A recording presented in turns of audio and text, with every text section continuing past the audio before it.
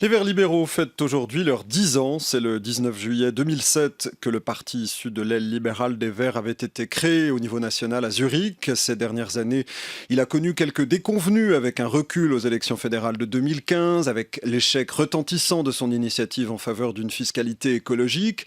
Aujourd'hui, la formation centriste est sur le point de renouveler son équipe dirigeante avec la perspective du départ de Martin Bäumle.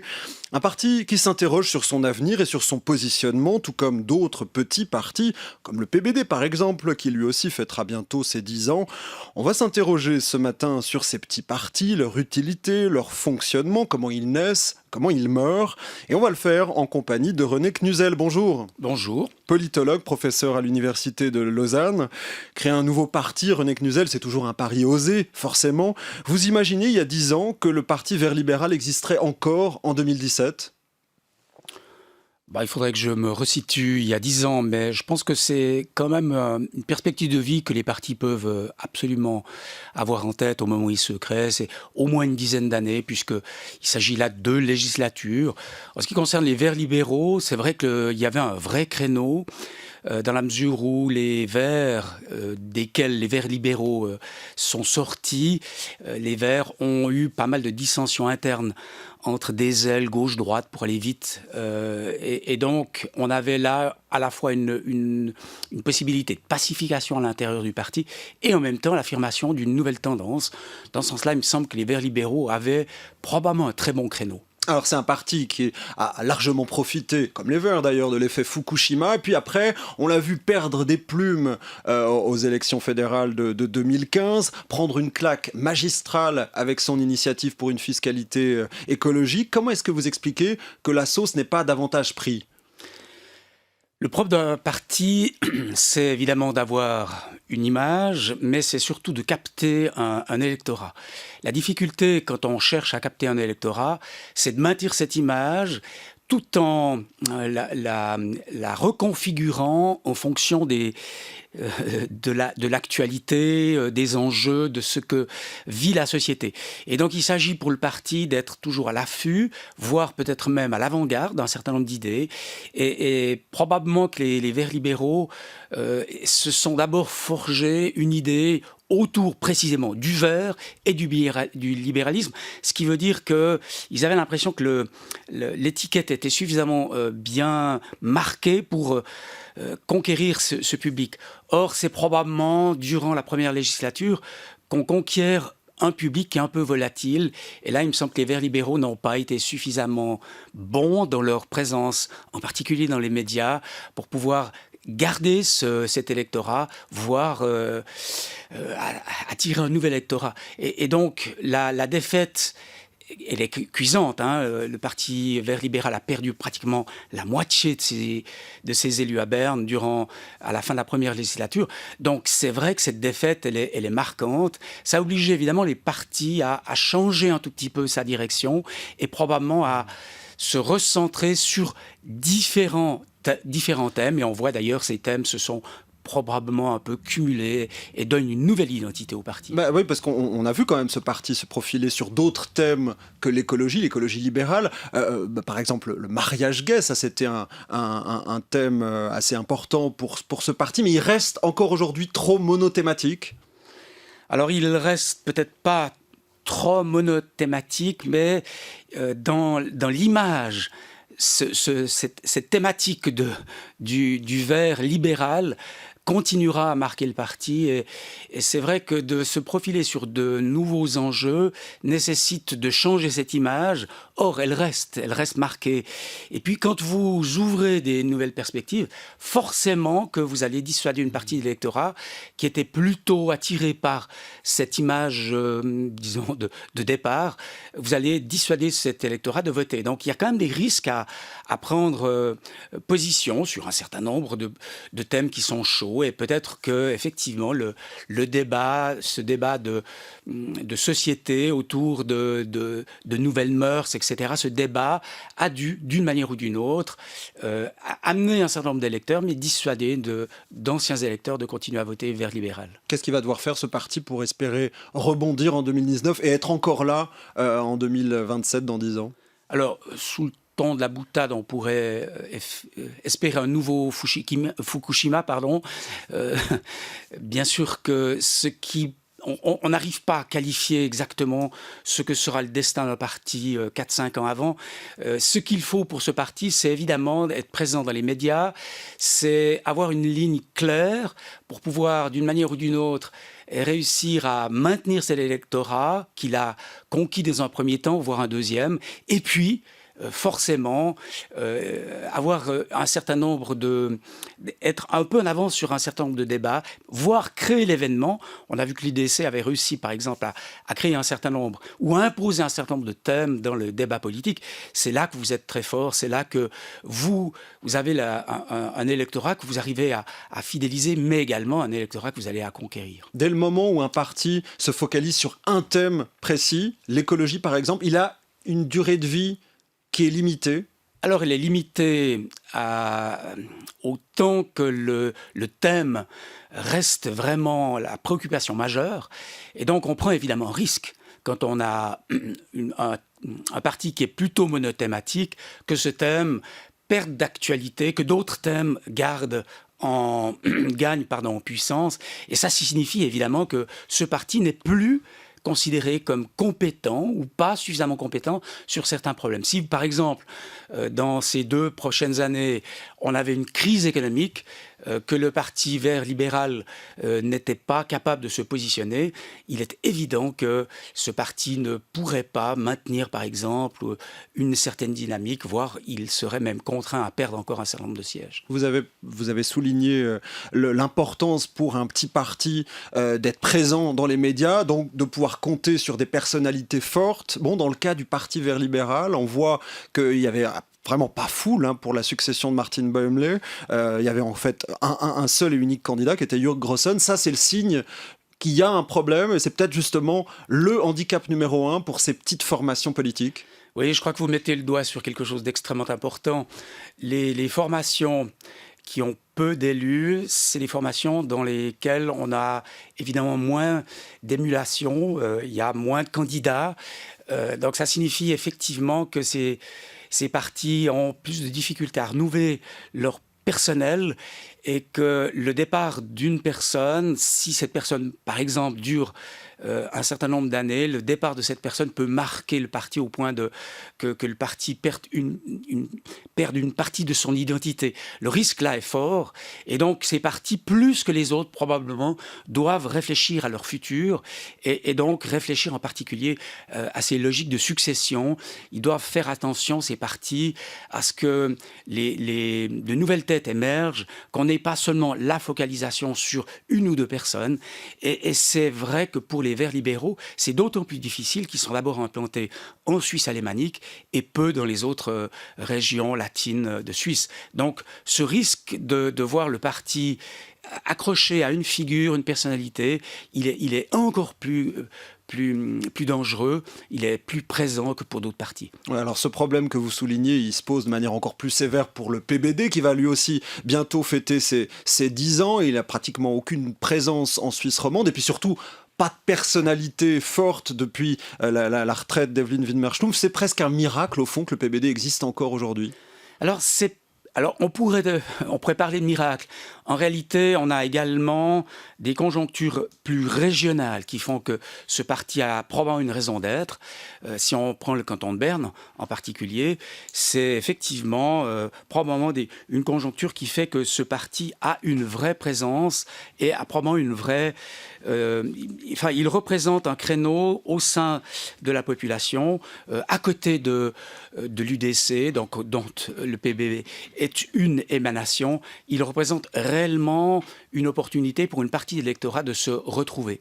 Donc ce n'est pas un parti qui est nécessairement condamné parce que une ou deux grandes personnalités vont disparaître, mais on voit bien, son futur est lié à cette conjoncture particulière et probablement qu'il est aussi lié, son destin est lié au fait que cette conjoncture régionale perdure.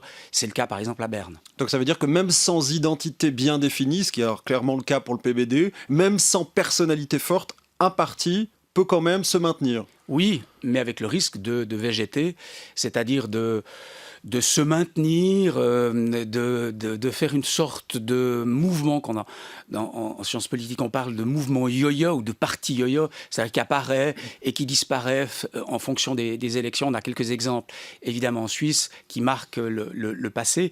Ce risque, il est important. En même temps, c'est peut-être aussi l'occasion pour un certain nombre d'opportunistes d'occuper ce parti. Et on l'a vu, par exemple, avec l'UDC, de redonner ou de donner une dynamique à un parti qui était, par exemple, l'UDC, c'était typiquement le cas, qui était effectivement plutôt un peu végétatif dans les années 80. Alors, on parle depuis tout à l'heure de petits partis, René Knuzel, on a parlé des Verts libéraux, on a parlé du PBD, mais au fond, c'est quoi un petit parti? Est-ce qu'on peut considérer qu'en dessous, par exemple, de 10% des voix aux élections fédérales, on est un petit parti? C'est aussi simple que ça? Alors non, le fait d'être un petit parti, ça, dans la représentation populaire, c'est le fait d'avoir peu d'élus. En réalité, ces petits partis, ce sont des partis qui peuvent jouer un rôle extrêmement important. Si on reprend cette idée des partis qui ont effectivement peu de représentants à Berne, ils représentent tout de même pratiquement une personne sur 10.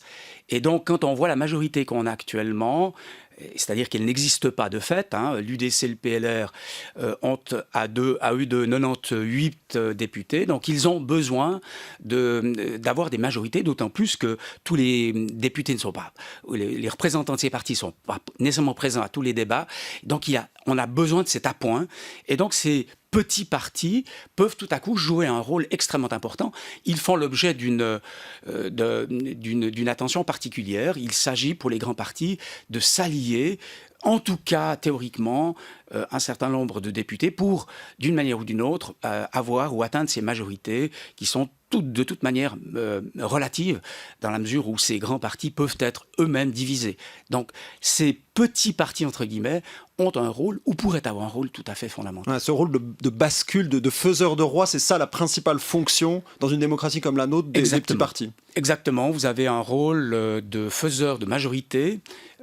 On l'a vu par exemple sur la prochaine votation, l'objet, c'est-à-dire la prévoyance professionnelle ou la prévoyance 2020, on voit bien que cette majorité a été construite, elle s'est jouée à quelques voix près, et c'est encore une fois ces petits partis qui vont soit renforcer une majorité ou, à l'inverse, c'est ce qui s'est passé, construire une majorité avec l'accumulation de voix qui viennent de partis peut-être même dans une logique un peu improbable.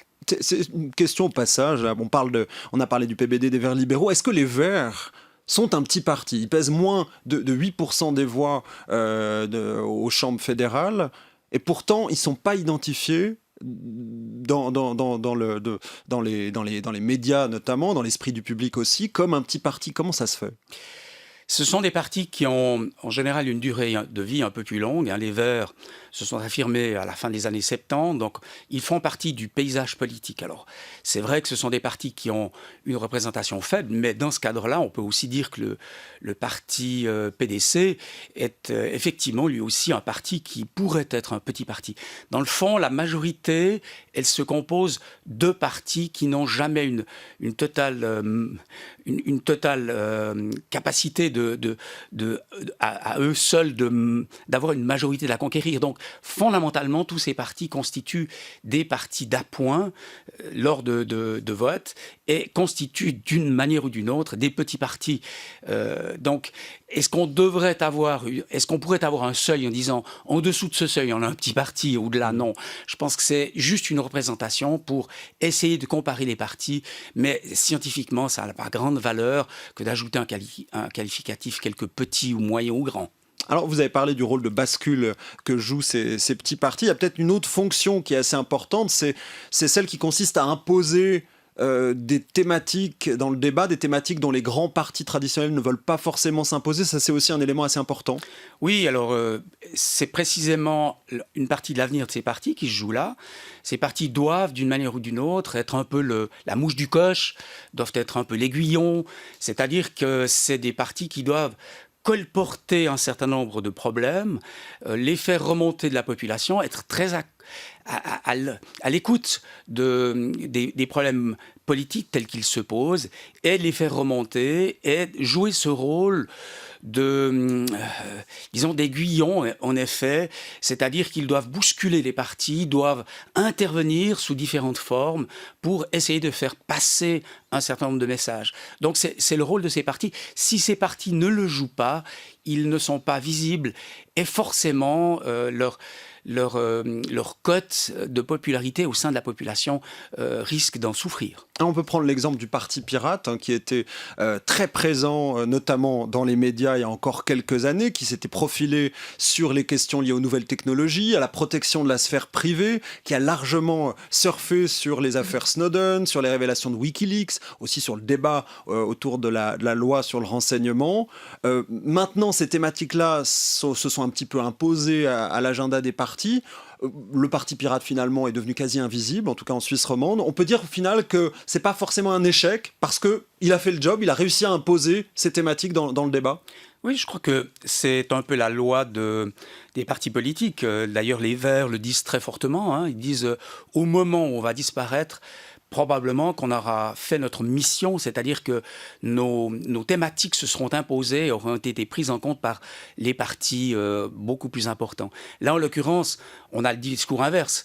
C'est que si on est encore là en tant que Vert, c'est que précisément ces questions sont d'actualité. Alors pour le Parti pirate, c'est vrai que le risque, quand on a un parti qui apporte tout à coup une thématique extrêmement innovante, c'est de se voir piquer, entre guillemets, ses idées. Et en l'occurrence, on peut effectivement parler évidemment, d'un territoire qui a été complètement pillé, entre guillemets, par les autres partis, puisque ces thématiques se sont imposées. Elles ont été reprises, elles sont aujourd'hui à l'agenda. Dans ce sens-là, le parti a réussi sa mission, mais évidemment que pour les promoteurs de ce parti, c'est difficile, puisque eux-mêmes ont probablement aussi une ambition personnelle, c'est celle de pouvoir être reconnus comme élus. Dernière question avant de passer à la presse. René Knuzel, en France, on a vu les grands partis de gouvernement s'effondrer littéralement aux dernières élections. On a parlé de dégagisme. Ça, on en est très loin en Suisse. Un dégagisme qui profiterait justement aux petits partis.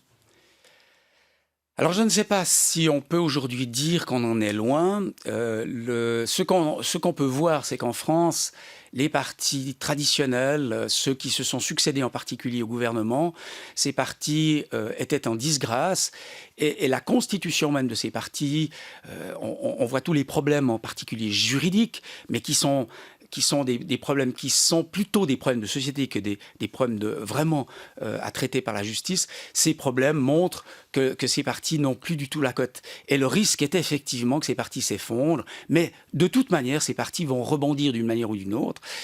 Ils vont changer de nom, c'est ce qu'on a vu fortement en France, ce qu'on voit un petit peu moins en Suisse. Par ailleurs, ce qu'on doit dire, c'est qu'en Suisse, on a effectivement un rôle politique des petits partis qui est beaucoup plus important. En France, par le système majoritaire, ces partis sont nécessairement rejetés à la marge.